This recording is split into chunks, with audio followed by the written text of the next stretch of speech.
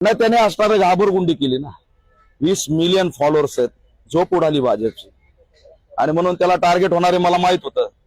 आणि माझ्या बोलण्यानंतर मी गृहमंत्र्याला पत्र दिलं, छत्रपती संभाजीनगर औरंगाबादच्या कमिशनरला पत्र दिलं, आणि 2 तासात त्याच्या गाडी लागून सुरक्षा सुरू झाली.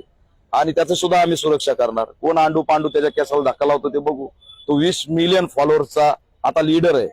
त्या लीडरला तुम्हाला रोखता येणार नाही. संविधानिक पद्धतीने जर तो आंदोलन करत असेल तर त्याला परवानग्या दिल्या पाहिजेत, आंदोलन करू दिलं पाहिजे. तुमच्या म्हणजे अण्णा हजारे तुमची सत्ता आणण्यासाठी बसत होता, अरविंद केजरीवाल ते सगळे लोकपाल, त्याच्यामुळे आलेली ही भाजप किल्लावळ. आज अण्णा हजारेला वाटतंय नरेंद्र मोदी नुकसान करू लागला देशाचा. पण त्याची वाट कुठून झाली सत्तेची सुरू? तुझ्यापासूनच झाली ना. तू जबाबदार आहे. त्याच्यामुळे त्यावेळेस सगळं त्याला मिळत होतं, कारण ती सरकार संविधानाला मानणारी होती. तर संविधानाला माना.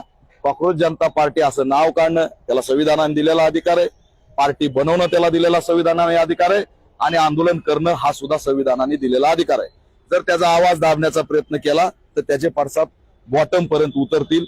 आणि त्या ठिकाणी मग लोकांमध्ये 20 मिलियन लोक आहेत, ते छोटे लोक नाहीत, आणि ते अतिशय हताश लोक आहेत, बेरोजगार लोक आहेत. त्याच्यामुळे त्यांच्या नादी लागू नका. त्या 20 मिलियन म्हणजे एक आगी मावळ. आगी मावळ माहिती ना तुम्हाला? ते लय डेंजर असतंय. आगी मावळच्या 10-12 माश्या जरी चावल्या तरी त्याचा खेळ गुंडावतो. हे तर 20 मिलियन आहेत, आणि मोहोळ आहे. या मोहोळाच्या नादी लागू नका. ते लय डेंजर असतं.